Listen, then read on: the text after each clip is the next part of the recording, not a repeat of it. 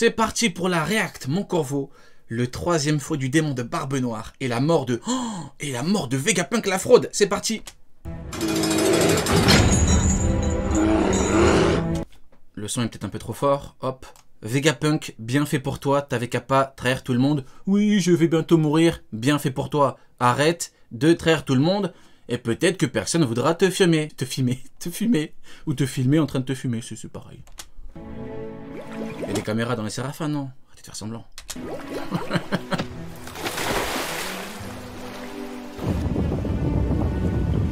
Il est là, Monkey D. Dragon. Monkey D. Dragon prend Barbe Noire matin, midi et soir.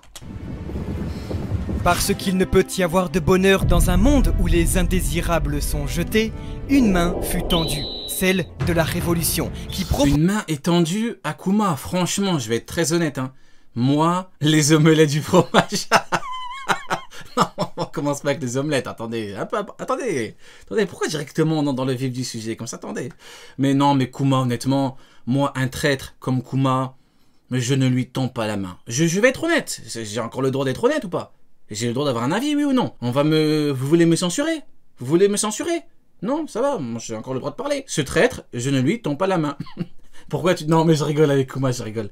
Mais il est bizarre, Kuma. Marine, pas Marine, j'aime, pas j'aime. On n'est même pas sûr que c'est le père de Bonnie, de Pony. Posa à l'ancien C'est pas Kuma, c'est Puma.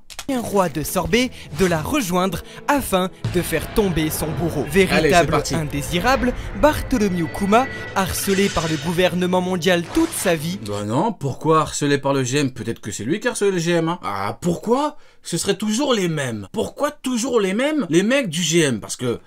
Jusqu'à preuve du contraire, on n'a pas de preuve. Hein. Peut-être que c'est Kuma qui... Non, j'arrête avec Kuma, j'arrête. Fut recueilli par Monkey D. Dragon. Seulement, aujourd'hui, sa fille, Jewelry Bonnie, se questionne.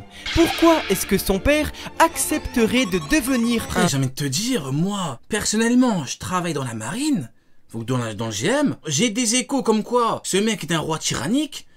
Je vais l'arrêter, hein. Le grand GM...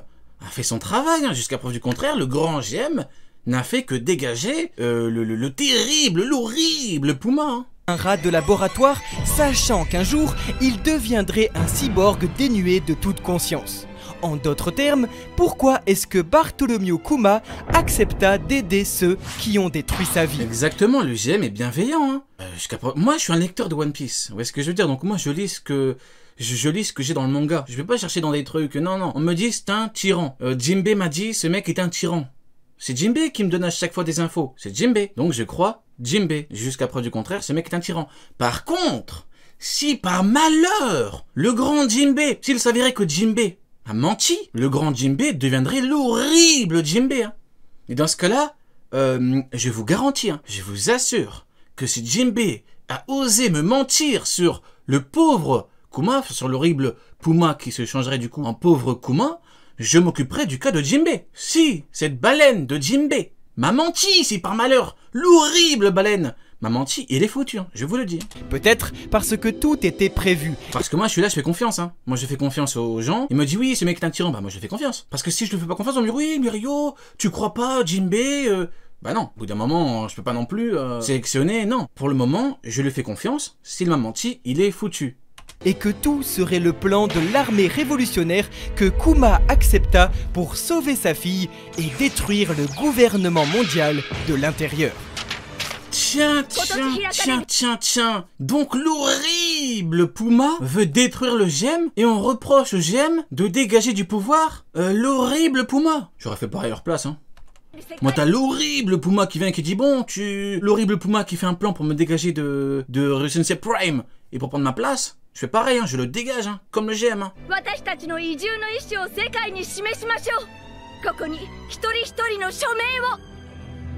Issu d'une race différente, Kuma, roi de Sorbet, fut attaqué par le racisme institutionnalisé du gouvernement mondial qui décida, il y a environ 25 ans, de salir sa réputation. En effet, il a l'air bien investi. Je vous jure que c'est vrai. Pour un mec qui veut détendre de l'intérieur, il est bien investi. Il donne son corps et les aide, il fait ça. Il est bien investi. Des hommes poissons. On dirait Miyok.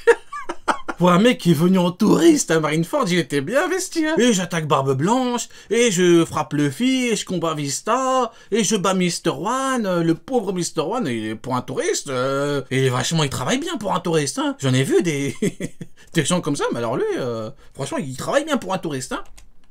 En étant la preuve, le gouvernement...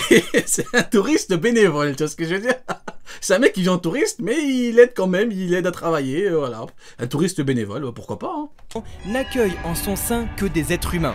Aucune autre race ne semble être acceptée au Conseil des Rois, jusqu'à la participation miracle de Neptune à la dernière rêverie. Alors comment cela se fait-il que Puma fut roi de Sorbet si il est issu d'une race différente? Tout simplement car il n'était pas censé le devenir. En effet, c'est en 2012 dans les SBS du tome 63 que le mangaka nous offrait la toute première apparence de Bartholomew Kuma en forme humaine. Exactement, 70K sur Ryusensei Prime, magnifique, masterclass bientôt les 100K pour Ryusensei Prime.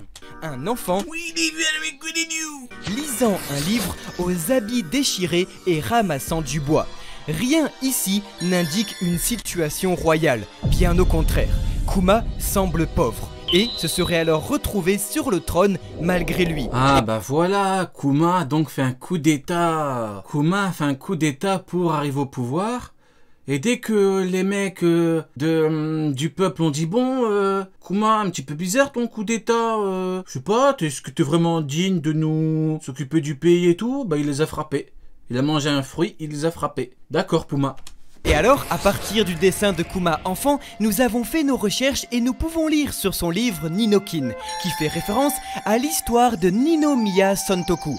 Foutu Ninonima Kostoku. Tiens, encore un foutu. Dont voici Ninokin. Encore un foutu dans la team.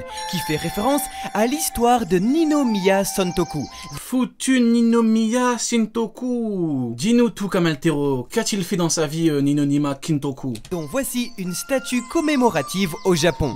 Après ça, il ne fait aucun doute que l'auteur s'est inspiré de cet homme pour écrire le personnage de Kuma.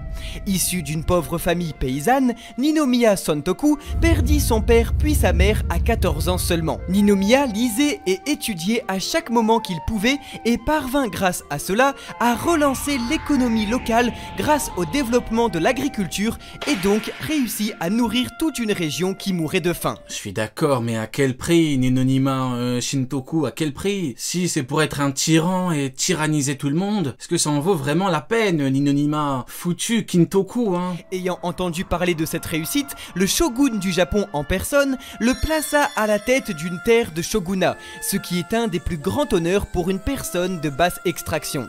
Similaire donc à celle de Ninomiya Sontoku, la vie Ninonima Sontoku de Bartholomew Kuma Ninonima Rontoku serait enfin expliquée. Grâce à ses connaissances, Ninonima Pontoku. Il réussit C'est comme Puma, c'est Ninonima Pontoku. Sans doute à sauver le pays de Sorbet qui mourait de faim et donc être reconnu par le peuple comme son sauveur et son roi.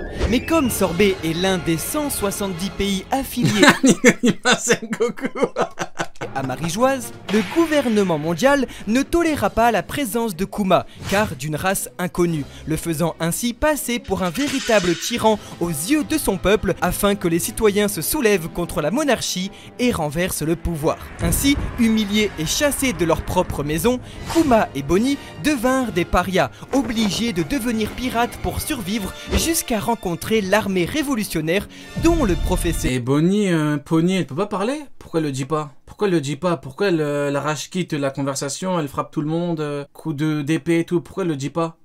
Je comprends pas. T'as Jinbei, t'as le grand Jinbei qui nous dit que c'est un tyran, donc je le crois. Donc faudrait se mettre d'accord, hein. Qui a raison? Qui a raison? Qui a tort? Je vous le demande, hein. Ça commence à me courir sur le haricot, hein. Vegapunk fait désormais officiellement partie depuis ce 1064e chapitre. S'il m'a menti, Jinbei, il est foutu.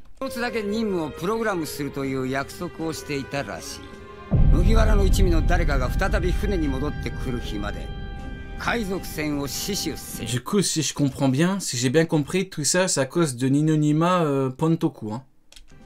si j'ai bien Au compris. courant du harcèlement dont Kuma était victime, Oh, harcèlement. On dirait Mihawk qui se plaint du harcèlement que je lui fais subir.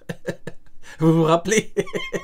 Vous vous rappelez, ouais, Rio, arrête d'harceler Mihawk. En mode Mihawk qui se plaint. Je vis harcèlement intensif depuis plusieurs mois. C'est à cause de Rio Sensei Prime. à cause de ses origines, Ah non, il a dit que j'élevais des babouins, alors que c'est pas des babouins, c'est des mandrilles humains. Monkey Dragon avait enfin trouvé son cheval de Troie et mis en place le plan de toute une vie. Lorsque Kuma fut attrapé par la marine et condamné à perpétuité, Monkey Dragon demanda à son complice Vegapunk de le libérer de prison afin de le transformer en cyborg puis de le cloner en infiltrant dans son système un ordre secret. Autrement dit, Kuma n'avait plus que deux solutions. Soit mourir. Ouais, donc du coup, Vegapunk a trahi la marine et le GM. Donc on ne peut pas reprocher au GM d'envoyer le très grand Rob Lucci, c'est ici la reine du quartier des plaisirs, et Kaku pour le fumer. Enfin, au bout d'un moment, on peut pas non plus leur reprocher de se défendre, quoi. Hein. Je suis là pour dire les termes. Hein. Je ne prends pas parti, je suis là pour être dans le factuel. Factuellement, 1 + 1 = 2, l'enfant d'une grenouille n'est pas une grenouille mais une grenouillette. Aokiji est devenu le chien de l'horrible Barbe Noire. Kizaru a dit oui, il est bien you. Et on peut pas reprocher au GM d'attaquer Kuma, ils ne font que se défendre. En prison, soit mourir en devenant un cobaye pour Vegapunk et ainsi faire tomber le gouvernement mondial de l'intérieur. Ainsi, pour s'entraîner et avant que Kuma n'abandonne complètement son humanité, le professeur Vegapunk fit un test en programmant dans ses circuits l'ordre de protéger le Thousand Sunny jusqu'au retour des Mugiwara sur sa Baoji. Un ordre qui fut respecté durant 2 ans, preuve qu'il était temps de passer à l'étape supérieure. Vous vous rappelez Neil, comment il avait débité sur Kuma? Quand je sais plus qui avait dit que Kuma, en gros, Vegapunk, il était bizarre et Kuma. Et Neil l'avait débité, il avait dit oui, mais tu comprends pas. Et Vegapunk, il a aidé les Mugi et tout. Neil, comment il aime trop débiter, le meilleur ouvrier de France. The time has come. Execute order. C'est une vidéo de Goji ou quoi? C'est lui qui aime trop ça, les refs Star Wars. Nous vous en parlons depuis plus de 5 ans, que ce soit via le processus de clonage du Germa ou plus récemment avec une arme capable de détruire une nation entière, jusqu'à une référence directe de sabre laser dans son 1064e chapitre. Foutu Palpatine. Hein. Eiichiro Oda, grand fan de la saga intergalactique de George Lucas, pourrait déclencher son ordre 66 à lui, et comme pour ceux de Star Wars, faire se rebeller ses clones via un ordre secret prononcé uniquement par Monkey D. Dragon à la mort de Vegapunk. Monkey D. Dragon, le Mongodi. Expliquant pourquoi depuis 25 ans, le monde entier attend sa réponse. Kuma accepte... Alors, 2 petites secondes. Dragon, vous savez que Dragon, je le porte dans mon cœur pour moi. Jusqu'à preuve du contraire, Dragon, je peux même aller jusqu'à dire que Dragon prend Barbe Noire matin, midi et soir. Il prend l'horrible Barbe Noire qui a soumis l'horrible Aokiji matin, midi et soir. Donc, vu que je prends des risques en disant ça, parce que je peux me faire harceler comme Mihawk se fait harceler par moi-même, vous voyez, vu que je prends des risques, vous ne pouvez pas me reprocher d'être anti-Dragon. Par contre, Dragon, je suis désolé, si ça fait 45 ans que tu dis que le monde attend ton entrée en scène et que l'entrée en scène en question c'est Vegapunk qui doit activer un bouton, appuyer sur un bouton, tu vas m'entendre parler hein. Ce sera pas Dragon et Pragon hein. Je suis désolé hein. Parce que le monde nous attend, bah au bout d'un moment, tout bouge hein. Déjà que on t'en veut pour avoir mal parlé de Sabo alors que Sabo lui au moins il est parti. Attention Dragon hein. Vraiment attention. T'as ainsi le... Dites-vous, j'aime tellement Dragon que je pourrais même vous dire que Dragon prend Shanks. Dites-vous, hein. Je ne le dirai pas, mais je pourrais le dire. Je ne le dirai pas tout de même, mais je pourrais le dire. Donc, attention Dragon. Fais très attention à toi. Hein. plan de Dragon est donc de devenir... 45 ans que t'es teasé pour appuyer sur un bouton, t'es qui? T'es Rokugyo? Non, arrête tes conneries Dragon, Pragon.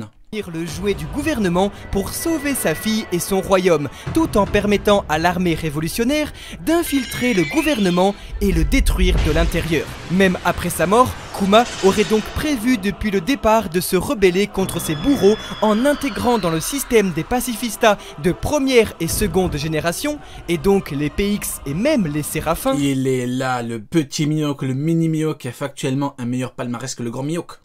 un ordre secret consistant à inverser la reconnaissance faciale des pacifistas, et donc en protégeant cette fois-ci les pirates et en attaquant uniquement la marine et le gouvernement. Dites-moi un petit peu,